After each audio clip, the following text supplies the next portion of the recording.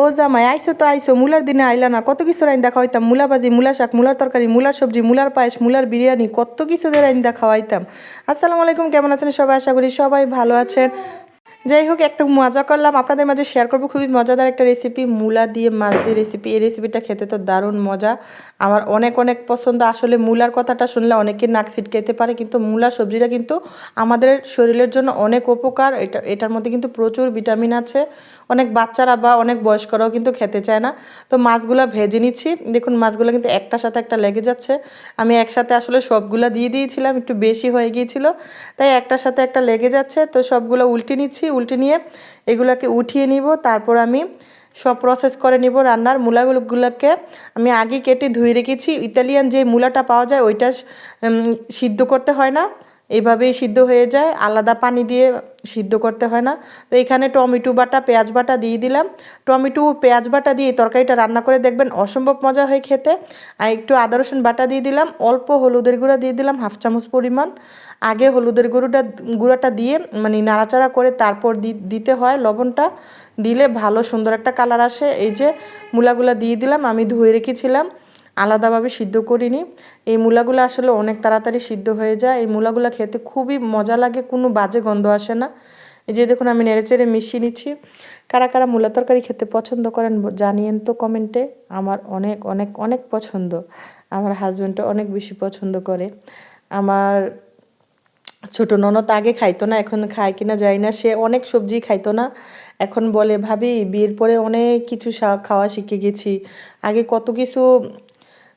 কত কিছুতে আমি বাহানা করতাম, আমার সাথে গল্প করে, ভাবি তুমি আমাকে কত লোকমা দিয়া খাওয়াই দিছো, কত কিছু করছো, আর এখন দেখো আমি নিজে রান্না করি, সব কিছু করি, রান্না পারছি, সব কিছুই। বিয়ের পরে আসলে মেয়েরা সব কিছু শিখে যায়। তো যাই হোক, মূলাগুলাকে আমি নেড়েচেড়ে মিশিয়ে ভালোভাবে কষিয়ে নিব ঢাকনা দিয়ে ঢেকে। তারপর কষানো হয়ে গেলে এই যে পরিমাণ মতো ঝোল দিয়ে দেবো। কষানোর মধ্যে কিন্তু প্রায় 80% সিদ্ধ হয়ে গেছে, তারপর আমি ঝোল দিয়ে দিচ্ছি। এই যে দেখুন সিদ্ধ কিন্তু হয়ে গেছে। আর মূলা তরকারি কিন্তু মূলাটা গলে গেলে খেতে ভালো লাগে না। এই যে আমি মাছগুলা দিয়ে দিচ্ছি একে একে। আসলে রমজান আসার পরে শুধু মাংসই বেশিরভাগ খাওয়া হচ্ছে, মাছ তরকারি বেশি একটা খাওয়া হচ্ছে না। এই তরকারিটা যেদিন রান্না করেছিলাম, এটা আরও 2 দিন আগের ভিডিও, অনেক মজা হয়েছিল। আমার ছোটো মেয়ে, মেজু মেয়ে খায়নি, আমরা সবাই খেয়েছি, আমার বড় মেয়ে সব তরকারি খায়। এই যে দেখুন, এই যে কতগুলো কাঁচামরিচ দিয়ে দিলাম, কাঁচামরিচের ফ্লেভার কিন্তু দারুণ লাগে। আমি কিন্তু মরিচের গুঁড়া ইউজ করিনি, মূলা তরকারি মরিচের গুঁড়া ভালো লাগে না মূলা তরকারিতে। আমি মূলা তরকারিতে বা সবজি জাতীয় তরকারিতে একটু মরিচের গুঁড়াটা কম ব্যবহার করি, কাঁচামরিচটাই বেশি ইউজ করি। কালারটা কিন্তু মাশাআল্লাহ অনেক সুন্দর হয়েছে। মানে কড়াইটা একদম ভরে গিয়েছিলো, আসলে কড়াইটা ছোট হয়ে গিয়েছিলো, আমি আর আলসেমি করে অন্য কড়াইতে ঢালিনি, এই কড়াইতে রেখেছি। যাই হোক, ভালোভাবে কষিয়ে নিয়ে ঝোলটাকে একটু টানিয়ে নিব। আর লাস্টে ধনেপাতা দিয়ে উঠিয়ে নিব, অল্প একটু ধনে গুঁড়া দিয়ে দিলাম। এই তরকারিতে আমি জিরা গুঁড়া ইউজ করি না, ভালো লাগে না। সবজি জাতীয় সব তরকারিতে জিরা আমি দিই না। ভাজি আইটেমে আমি জিরাটা দিই, ভাজি যে কোনো ভাজি করলে জিরাটা দিই। এই যে 1 মুঠো পরিমাণ ধনেপাতা দিয়ে দিচ্ছি।